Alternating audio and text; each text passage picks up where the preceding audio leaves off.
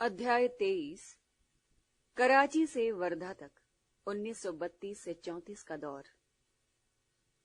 Gandhi Irwin समझौते यानी दिल्ली समझौते को मंजूरी देने के लिए 29 मार्च 1931 को कराची में कांग्रेस की बैठक हुई।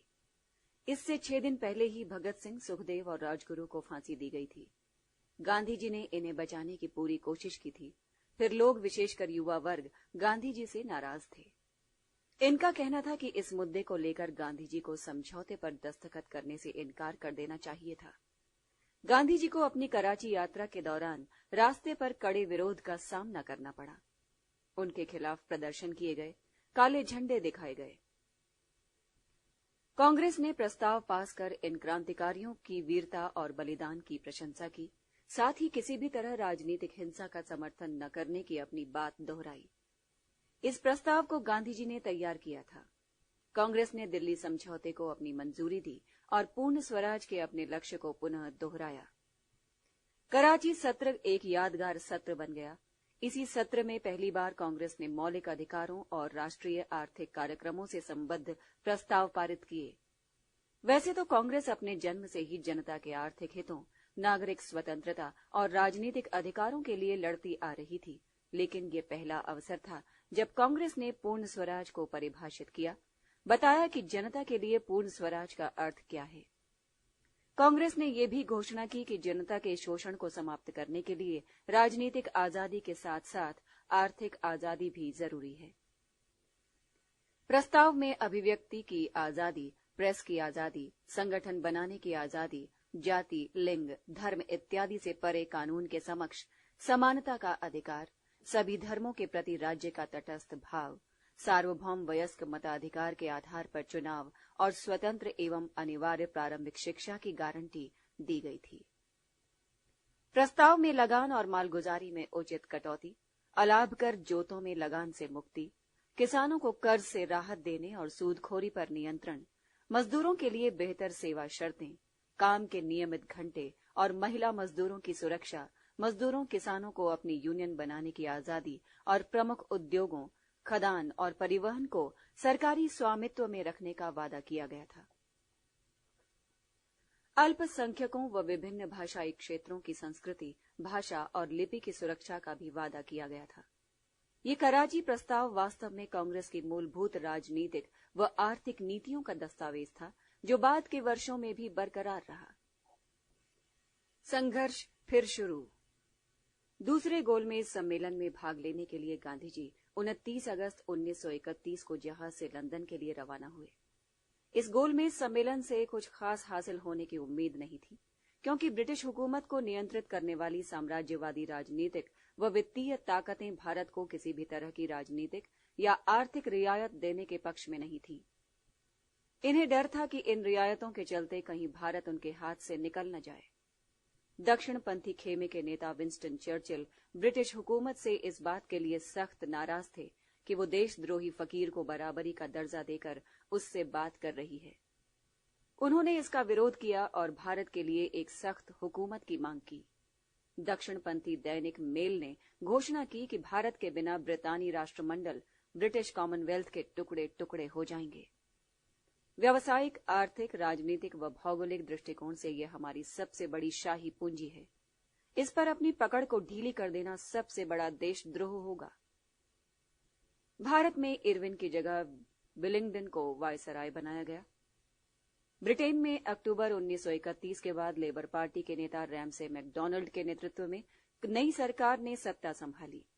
इस सरकार में कंजर्वेटिव सदस्यों का बोलबाला था और घोर दक्षिणपंथी प्रतिक्रियावादी नेता सैमुअल होअर को भारत का गृह सचिव नियुक्त किया गया।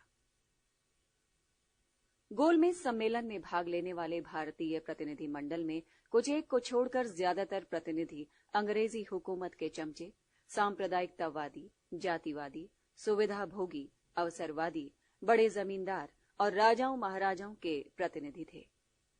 इन्हें सरकार ने ही चुना था। मकसद था कि हर मौके पर इन चमचों के माध्यम से गांधी जी को परास्त किया जाए। इनके चयन के पीछे अंग्रेजी हुकूमत का तर्क था कि कांग्रेस हिंदुस्तान के सभी वर्गों का प्रतिनिधित्व नहीं करती। महान गुजराती कवि मेघानी ने एक मशहूर कविता में गोलमेज सम्मेलन के बारे में आशंकाओं को बखूबी उभारा था। गांधी जी के लंदन रवाना होने से पूर्व संध्या पर उन्होंने जो गीत गाया था उसकी पहली पंक्ति थी, छेल्लो कटोरो जहरनो आ पी जायो बापू। बापू जहर की आखिरी घूंट भी पी जाओ। खुद गांधी जी ने भी कहा था, मैं जानता हूं कि लंदन में मुझे क्या हासिल होने वाला है।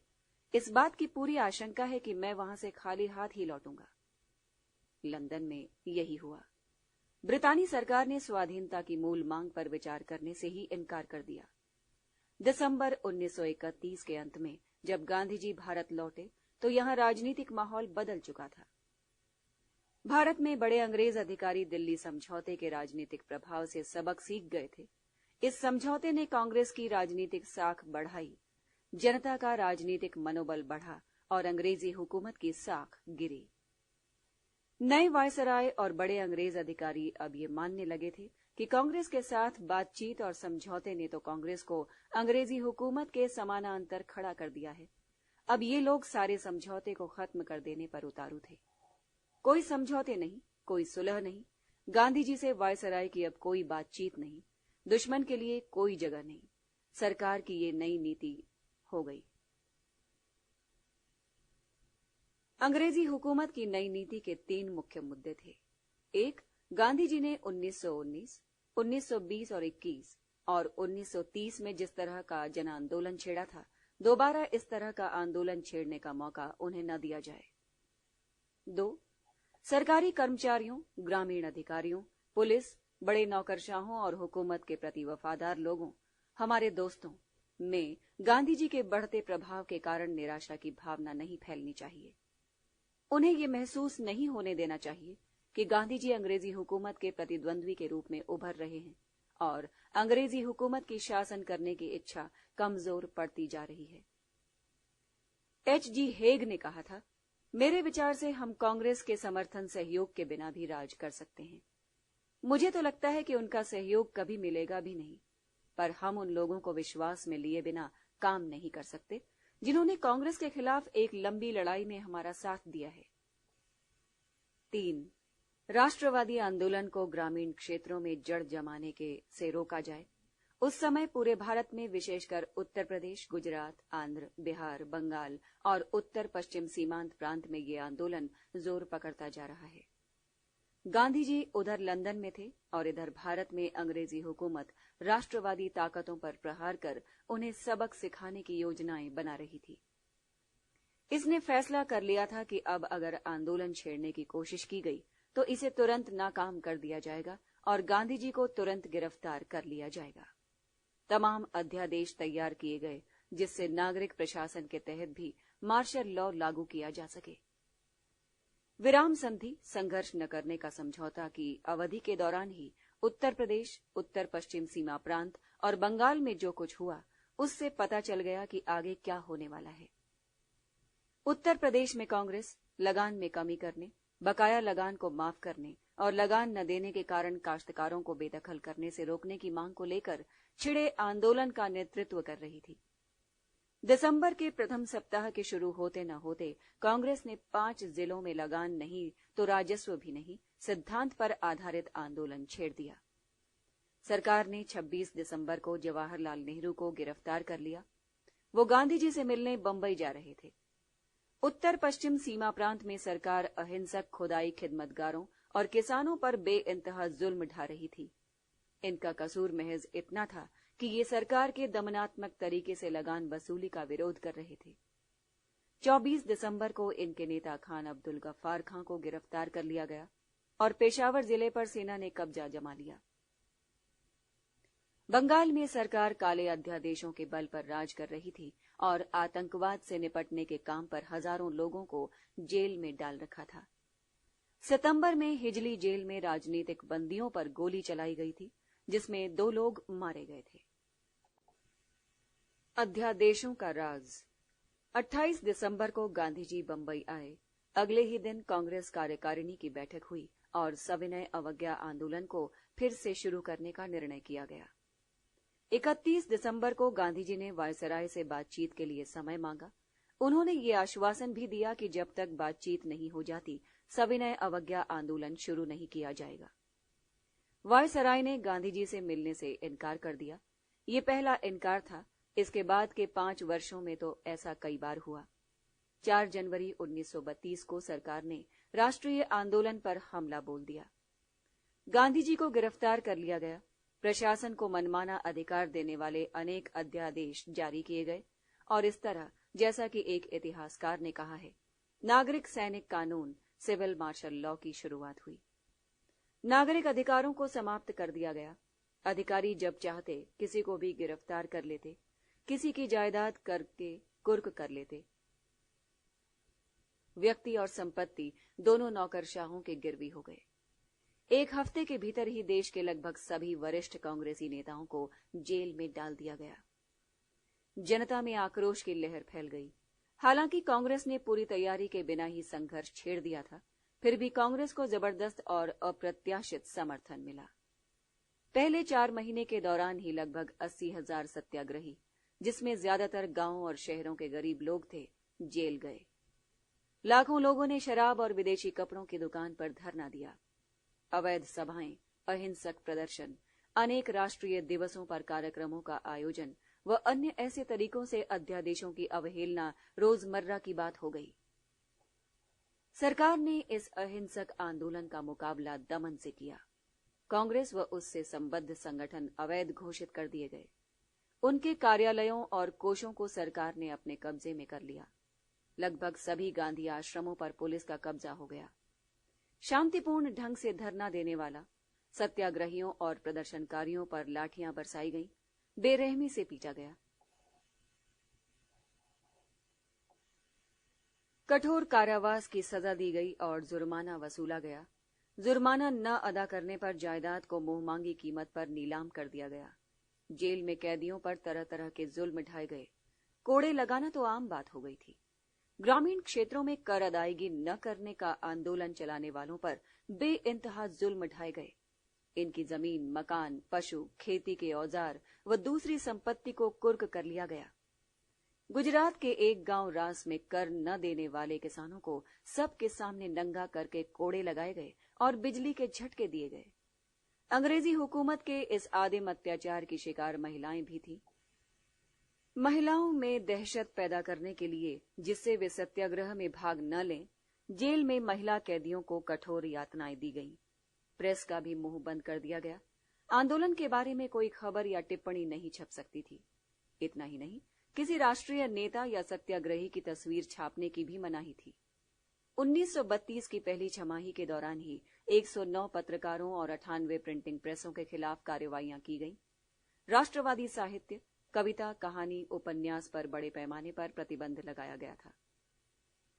जनता ने बड़ी दिलेरी से इस दमन का मुकाबला किया, लेकिन गांधी जी व अन्य नेताओं को इस आंदोलन को गति प्रदान करने का अवसर नहीं था।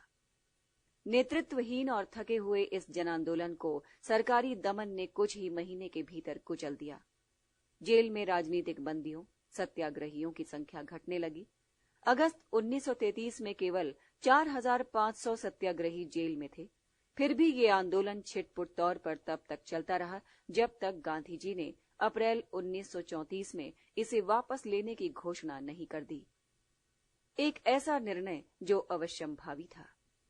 राजनीतिक कार्यकर्ताओं का उत्साह ठंडा पड़ गया। उनमें निराशा घर करने लगी।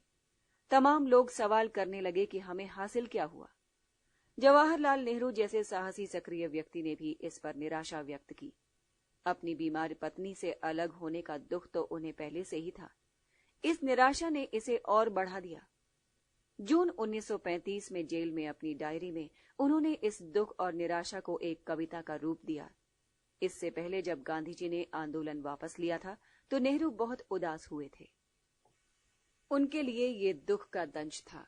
गांधी जी के साथ उनका लंबे समय का साथ अब समाप्ति के कगार पर था। सुभाष चंद्र बोस और विट्ठल भाई पटेल तो गांधी जी के प्रखर आलोचकों में से थे। 1933 में यूरोप में एक बड़े वक्तव्य में इन लोगों ने कहा था, महात्मा गांधी एक राजनीतिक नेता के रूप में असफल रहे हैं। इन्होंने मांग की थी कि कांग्रेस के चरित्र में मूलभूत परिवर्तन की जरूरत है। नए सिद्धांतों पर नए तरीके से नया ढांचा तैयार किया जाए। इसके लिए नए नेतृत्व की जरूरत है। आ गई। राष्ट्रवादी खेमे में बैठी इस निराशा से भारतीय राष्ट्रवाद के दुश्मनों की खुशी का ठिकाना न रहा और इस खुशफहमी में इन्होंने इसके गलत निष्कर्ष निकाले। 1933 के प्रारंभ में विलिंगडन ने घोषणा की, 1930 की तुलना में इस समय कांग्रेस की हालत निश्चित तौर पर गड़बड़ है। जनता के बीच अब उसकी पकड़ नहीं रही। लेकिन विलिंगडन और उनके सहयोगी भारतीय राष्ट्रीय आंदोलन के चरित्र और उसकी रणनीति को समझ नहीं पाए। जिस तरह इरविन की बातचीत की औपनिवेशिक नीति असफल रही, उसी तरह विलिंगडन की दमन की नीति भी असफल रही। लोग दमन से डर जरूर गए थे, लेकिन कांग्रेस से उनका विश्वास उठा नहीं था। कांग्रेस में उनकी आस्था और मजबूत हुई थी। आंदोलन को अस्थायी रूप से दबा दिया गया, पर इससे जनता की राजनीतिक चेतना नहीं दबी और वो भी प्रखर और प्रगाढ़ हुई। संघर्ष की इच्छा शक्ति को और बल मिला। अंग्रेजी हुकूमत में बचा खुचा विश्वास भी जाता रहा। एक पत्रकार H.N. ब्रेल्सफोर्ड ने इस संघर्ष का विश्लेषण करते हुए लिखा, भारतीय मानस अब मुक्त हो गया है। अपने दिलों में उन्होंने आजादी हासिल कर ली है। ये बात नहीं भूलनी चाहिए कि कोई भी आंदोलन निरंतर बहुत लंबे समय तक नहीं चल सकता। संघर्ष की एक सीमा होती है, वो भी तब जब इसे कुचलने के लिए दमन के हर तरीके अपनाए जा रहे हों। अल्पकालीन संदर्भ में इन संघर्षों का कोई भी नतीजा नहीं निकाला जा सकता। आंदोलन वापस लेने का मतलब पराजय या पराभव नहीं होता। डॉक्टर अंसारी के शब्दों में इसका मतलब ये होता है कि हम बहुत लड़ चुके हैं, अब थोड़ा सुस्ता लें, जिससे अगले दिन इससे बेहतर ढंग से इससे बड़ी लड़ाई लड़ सकें। गांधी जी ने इस बारे में कहा था, जनता को अभी और अनुभव और प्रशिक्षण की जरूरत है। सविनय अवज्ञा आंदोलन का कितना असर पड़ा था, इसका पता तब चला जब 1934 में राजनीतिक बंदी जेल में छूटे। जनता ने इतना जोरदार स्वागत किया कि जिसकी कल्पना भी नहीं की जा सकती थी। इसका दूसरा उदाहरण था 1937 का चुनाव। इस चुनाव में 11 प्रांतों में से 6 प्रांतों में कांग्रेस को बहुमत मिला। समकालीन नेताओं में गांधी जी ही ऐसे नेता थे जो सविनय अवज्ञा आंदोलन के चरित्र और उसके दूरगामी परिणाम को अच्छी तरह समझते थे। 1933 में उन्होंने नेहरू को लिखा, मैं किसी तरह की पराजय की भावना से ग्रस्त नहीं हूं और आशा की वो ज्योति कि हमारा देश अपने लक्ष्य की प्राप्ति के लिए निरंतर आगे बढ़ रहा है, आज भी उसी तरह प्रज्वलित है जैसी कि 1920 में थी। अप्रैल 1934 में कांग्रेस नेताओं को संबोधित करते हुए उन्होंने अपनी बात दोहराई, मैं न तो निराश हूं और न असहाय महसूस कर रहा हूं। देश को जो ऊर्जा मिली है उसका अंदाजा आपको नहीं है, मगर मुझे है। वास्तव में गांधी जी अपने समकालीन नेताओं की तुलना में कहीं आगे थे। बाकी नेता अपनी राजनीतिक सक्रियता को असली जामा पहनाने के लिए आंदोलन की निरंतरता के पक्षधर थे, पर गांधी जी के पास हमेशा एक विकल्प रहता था, वो था रचनात्मक कार्य। गांधी जी का अनशन और पूना समझौता। अंग्रेजों की बांटो और राज करो की नीति का एक और अमली रूप अगस्त 1932 में सांप्रदायिक पुरस्कार के रूप में सामने आया। इसके तहत प्रत्येक अल्पसंख्यक समुदाय के लिए विधान मंडलों में कुछ सीटें सुरक्षित की गई थीं, जिनके लिए सदस्यों का चुनाव पृथक निर्वाचन मंडलों से होना था। यानी मुसलमान सिर्फ मुसलमान को और सिख सिर्फ सिख को ही वोट दे सकता था। मुसलमान, सिख और ईसाई पहले से ही अल्पसंख्यक माने जाते रहे थे।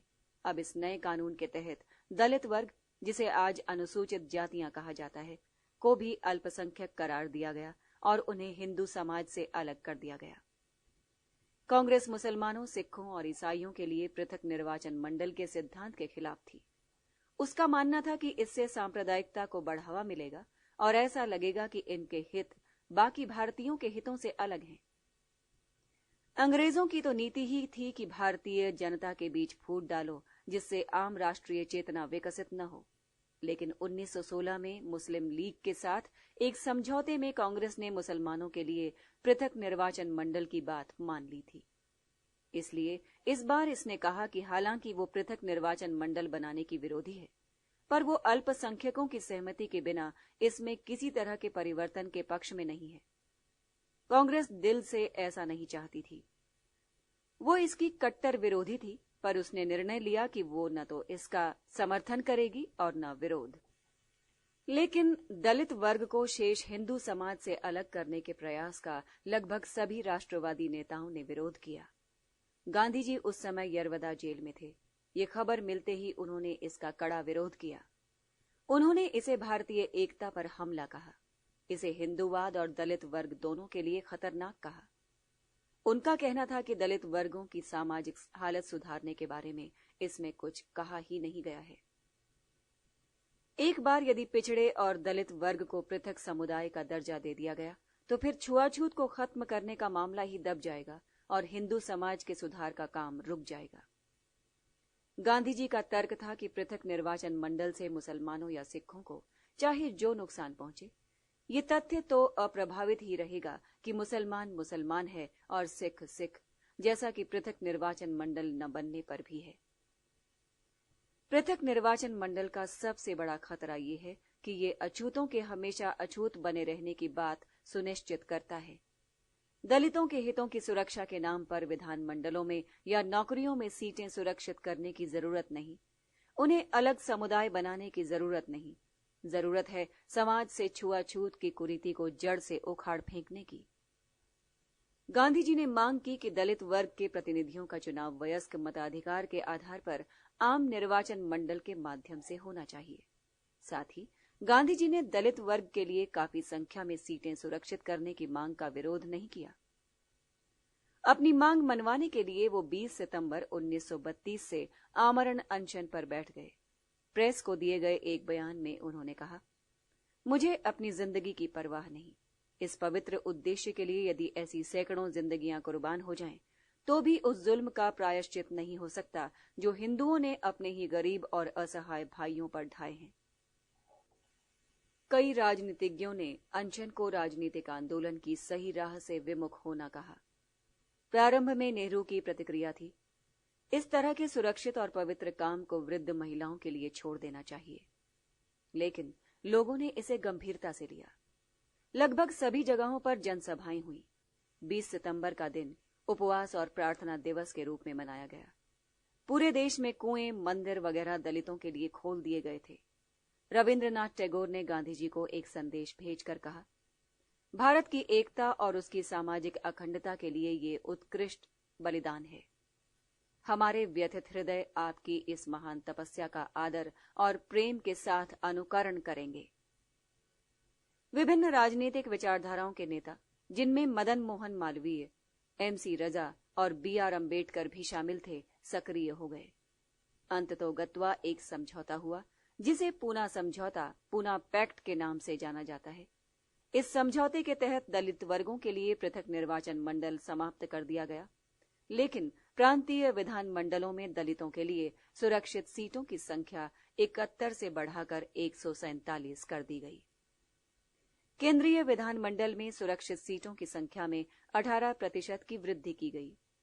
गांधी जी ने उपवास तोड़ने के बाद पूना समझौते के बारे में कहा, मैं अपने हरिजन भाइयों को इसके पूरी तरह पालन का विश्वास दिलाता हूं। गांधी जी अब अपने वचन को पूरा करने के प्रयास में जुट गए। लगभग 2 साल तक गांधी जी सारा कामकाज छोड़कर छुआछूत निवारण आंदोलन में जुटे रहे। इसके खिलाफ उन्होंने बड़ा जबरदस्त आंदोलन चलाया। जेल से छूटने के बाद वो सत्याग्रह आश्रम वर्धा में चले गए। 1930 में ही उन्होंने साबरमती आश्रम अहमदाबाद छोड़ दिया था और प्रतिज्ञा भी की कि स्वराज मिलने के बाद ही वो साबरमती आश्रम में लौटेंगे। 7 नवंबर 1933 को वर्धा से गांधी जी ने अपनी हरिजन यात्रा आरंभ की। 29 जुलाई 1934 तक यानी 9 महीने तक वो देश का दौरा करते रहे। उन्होंने 20,000 किलोमीटर की यात्रा तय की। ट्रेन, कार, बैलगाड़ी और जहां कुछ न मिला वहां पैदल ही गए। छुआछूत उन्मूलन के लिए जबरदस्त प्रचार किया। सामाजिक कार्यकर्ताओं से सब कुछ छोड़कर हरिजनों के सामाजिक, आर्थिक व राजनीतिक उत्थान के लिए काम करने की अपील की। दलित वर्गों को हरिजन नाम गांधी जी ने ही दिया था। हरिजन उत्थान के इस आंदोलन के दौरान गांधी जी 2 बार यानी 8 मई व 16 अगस्त 1933 को लंबे अनशन पर बैठे। अनशन का उद्देश्य अपने समर्थकों को इस मामले की अहमियत और गंभीरता समझाना था, उन्हें संतुष्ट करना था। गांधी जी ने कहा था, या तो वे छुआछूत को जड़ से समाप्त करें या फिर मुझे अपने बीच से हटा दें। अनशन के बारे में उन्होंने कहा कि ये मेरी अंतरात्मा की पुकार है, चेतना का निर्देश है। अनशन की रणनीति ने राष्ट्रवादी खेमे को बहुत प्रभावित किया। लोग काफी भावुक थे। 8 मई 1933 के अनशन का तो उनकी पत्नी कस्तूरबा ने भी विरोध किया था। लेकिन जब अनशन की घड़ी आ ही गई तो मीराबेन ने गांधी जी को लिखा, बा बहुत दुखी हैं। वो आपके अनशन के निर्णय को गलत मानती हैं, लेकिन जब आप किसी की नहीं सुन रहे हैं तो उनकी भी नहीं सुनेंगे। वो हृदय से आपके लिए प्रार्थना कर रही हैं। गांधी जी का उत्तर था, बा से कहना उनके पिता ने उन्हें एक ऐसे जीवन साथी के हाथों सौंपा है जिसके साथ कोई भी दूसरी औरत रह नहीं पाती। उसका प्यार मेरे लिए बहुमूल्य निधि है। उन्हें अंत तक साहसी बने रहना चाहिए। अपने हरिजन आंदोलन के दौरान गांधी जी को पग पग पर कट्टरपंथियों और सामाजिक प्रतिक्रियावादियों के विरोध का सामना करना पड़ा। गांधी जी को काले झंडे दिखाए गए, उनकी सभाओं में उत्पात मचाया गया, गांधी जी के खिलाफ अपमानजनक पर्चे निकाले गए, उन्हें अपशब्द कहे गए। गांधी जी पर हिंदूवाद पर हमला बोलने का आरोप लगाया गया। इन प्रतिक्रियावादी ताकतों ने गांधी जी के पुतले जलाए। 25 जून 1924 को पूना में एक कार पर यह समझकर बम फेंक दिया गया कि इसमें गांधी जी बैठे हैं।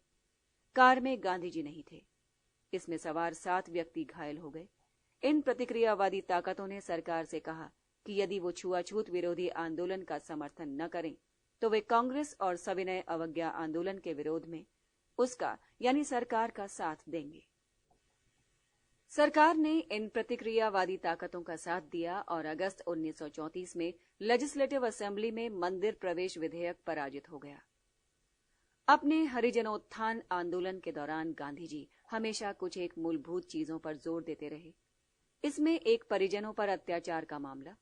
हरिजनों पर अत्याचार के खिलाफ गांधी जी की आवाज दिन ब दिन प्रखर होती जा रही थी। वो कहते थे, हरिजनों की सामाजिक हैसियत कुष्ठ रोगियों जैसी है। आर्थिक रूप से वे दरिद्र हैं। धार्मिक स्तर पर उनकी हालत यह है कि उनके अपने ही हिंदू भाई उन्हें मंदिरों में, जिन्हें हम झूठ मूठ में ईश्वर का घर मानते हैं, घुसने नहीं देते। सार्वजनिक स्कूलों, सड़कों, अस्पतालों, कुओं इत्यादि का भी वे इस्तेमाल नहीं कर सकते। नगरों और गांवों में उन्हें ऐसी जगह बसाया जाता है जहां किसी भी तरह की कोई सुविधा नहीं है। दूसरा मुद्दा जिस पर वो बहुत जोर देते थे वो था छुआछूत को जड़ से समाप्त करना। इसके लिए सबसे पहले उन्होंने मंदिरों में हरिजनों के प्रवेश का मामला उठाया। हरिजनों को मंदिरों में प्रवेश के अधिकार की मांग की। गांधी जी का समूचा आंदोलन उनकी रणनीति, मानवता व मानवीय चेतना पर आधारित थी। लेकिन वो अपनी बात को वजन देने के लिए हिंदू शास्त्रों का भी उल्लेख करते थे। उनका कहना था कि समाज में छुआछूत की कुरीति का जो स्वरूप है उसका हिंदू शास्त्रों में कहीं कोई जिक्र नहीं है। हिंदू शास्त्र इसे मान्यता नहीं देते। उनका कहना था कि यदि किसी शास्त्र या किताब में इस कुरीति को मान्यता भी दी गई हो तो भी हरिजनों को चिंता नहीं करनी चाहिए, क्योंकि सत्य किसी पुस्तक का बंधक नहीं है। यदि शास्त्र मानव गरिमा की अवहेलना करते हैं तो उन्हें नकार दिया जाना चाहिए। गांधी जी अपने लेखों और भाषणों में बार बार कहते थे कि हम हिंदू लोग सदियों से हरिजन और दलितों पर जो अत्याचार ढाते आए हैं, अब हमें उसका प्रायश्चित करना चाहिए। शायद यही बात थी कि गांधी जी ने अंबेडकर व अन्य हरिजन नेताओं की आलोचना का कभी बुरा नहीं माना। डॉक्टर अंबेडकर गांधी जी के आलोचक थे। उन्हें गांधी जी पर विश्वास नहीं था। गांधी जी का कहना था, मुझ पर भरोसा न करने का उन्हें पूरा हक है। आखिर मैं भी तो उसी तथाकथित उच्च वर्गीय हिंदू समाज का ही हूं जिसने हरिजनों पर अत्याचार किए हैं, उनका शोषण किया है। गांधी जी ने हिंदू समाज को चेतावनी दी, यदि छुआछूत का रोग खत्म नहीं हुआ तो हिंदू समाज खत्म हो जाएगा। यदि हिंदूवाद को जीवित रखना है तो छुआछूत के रोग को समाप्त करना ही होगा। शायद ये हिंदू समाज का प्रायश्चित ही था कि 1947 के बाद नौकरियों इत्यादि में हरिजनों के लिए बड़े पैमाने पर सीटों के आरक्षण का कानून बनाया। गांधी जी छुआछूत निवारण के मुद्दे को अंतरजातीय विवाह और अन्य ऐसे मुद्दों के साथ जोड़ने के पक्ष में नहीं थे। उनका मानना था कि ये चीजें तो खुद सवर्ण हिंदू समाज और हरिजनों के बीच में भी हैं।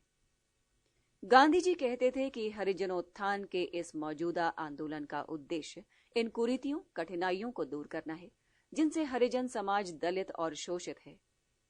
इसी तरह उन्होंने छुआछूत निवारण और जाति निवारण में भी भेद किया। वो अंबेडकर के विचारों से सहमत थे। अंबेडकर के अनुसार अछूत जाति प्रथा की ही देन है। जब तक जाति प्रथा कायम रहेगी, अछूत बने रहेंगे। जाति प्रथा को समाप्त किए बिना अछूतोद्धार असंभव है। लेकिन गांधी जी का कहना था कि वर्णाश्रम की अपनी जो भी खामियां हों, इसमें कोई पाप नहीं है, लेकिन छुआछूत पाप है। उनका कहना था कि छुआछूत जाति प्रथा के कारण नहीं, बल्कि ये तो उच्च और निम्न के कृत्रिम बंटवारे का प्रतिफल है। जातियां यदि एक दूसरे की पूरक होकर काम करें तो जाति प्रथा में कोई बुराई नहीं है। कोई जाति न ऊंची है न कोई नीची। गांधी जी ने कहा कि चाहे जो हो, वर्णाश्रम के विरोधी और उसके समर्थक एक साथ मिलकर काम कर सकते हैं, क्योंकि दोनों छुआछूत के विरोधी हैं। गांधी जी मानते थे कि छुआछूत निवारण आंदोलन का प्रभाव सांप्रदायिकता व अन्य ऐसे ही मुद्दों पर भी पड़ेगा। हिंदू गैर हिंदू लोगों को अछूत ही मानते थे, विशेषकर खाने पीने के मामले में। छुआछूत निवारण आंदोलन से गैर हिंदू वर्ग भी प्रभावित था। गांधी जी का कहना था कि छुआछूत मिटाने से सभी भारतीय एक हो जाएंगे। उन्होंने धीरे धीरे ये भी कहना शुरू किया कि समाज ने मानव मानव के बीच ऊंच नीच की जो खाई खोदी है, छुआछूत उसका एक हिस्सा है। इसके खिलाफ संघर्ष का अर्थ है विषमता के खिलाफ संघर्ष, और विषमता के खिलाफ संघर्ष बड़ा लंबा संघर्ष होगा। मौजूदा संघर्ष तो एक शुरुआत है। गांधी जी 19वीं सदी के व्यक्ति थे, अहिंसा में अटूट आस्था वाले व्यक्ति, सहमति से समाधान खोजने वाले व्यक्ति। वे किसी पर दबाव डालने के पक्षधर नहीं थे। यही कारण था कि वे छुआछूत के समर्थक दकियानूस प्रतिक्रियावादियों पर भी किसी तरह का कोई दबाव नहीं डालना चाहते थे। गांधी जी इन्हें सनातनी कहते थे। उनका कहना था कि ये जो कुछ कर रहे हैं बर्दाश्त करो और इन्हें समझा बुझाकर सहमति से ही सही रास्ते पर लाओ। इनके दिलों को जीतो। उनका कहना था, मेरा अनशन मेरे विरोधियों के खिलाफ नहीं है। ये उन्हें डराने या झुकाने के लिए नहीं है, जिससे वे हरिजनों के लिए मंदिर और कुएं खोल दें। ये तो मैं अपने समर्थकों, अपने सहयोगियों का साहस बढ़ाने के लिए कर रहा हूं, जिससे वे दूने उत्साह के साथ छुआछूत निवारण के काम में जुट जाएं। गांधी जी के हरिजन आंदोलन में हरिजनों द्वारा स्वयं अपने समाज के भीतर सामाजिक सुधार लागू करने की भी बात थी। इसमें शिक्षा प्रसार, सफाई, सुअर और मरे हुए ढोर का मांस न खाने तथा अपने ही समाज के भीतर छुआछूत को समाप्त करने की बातें शामिल थीं। गांधी जी का यह भी प्रयास था कि इस आंदोलन के चलते हरिजनों में सामाजिक राजनीतिक चेतना का विकास हो। गांधी जी बार बार कहते थे कि हरिजन आंदोलन राजनीतिक आंदोलन नहीं है। ये हिंदूवाद और हिंदू समाज के शुद्धिकरण का आंदोलन है। लेकिन वो जानते थे कि इसके व्यापक राजनीतिक परिणाम निकलेंगे, ठीक उसी तरह जैसे छुआछूत के जहर से हमारा पूरा सामाजिक राजनीतिक ढांचा विषाक्त हो गया है। वास्तव में गांधी जी ने हरिजन आंदोलन के दौरान केवल हरिजनों के लिए ही काम नहीं किया। उन्होंने कांग्रेस कार्यकर्ताओं को बताया कि जन आंदोलन के निष्क्रिय या ठप पड़ जाने पर वे अपने को किन किन रचनात्मक कार्यों में लगा सकते हैं। इस आंदोलन ने राष्ट्रवाद के संदेश की हरिजनों तक पहुंचाया, उस वर्ग तक जिसके अधिसंख्य लोग खेतीहर मजदूर थे और धीरे धीरे राष्ट्रीय आंदोलन और किसान आंदोलन से जुड़ते जा रहे थे। अध्याय 23 कराची से वर्धा तक समाप्त।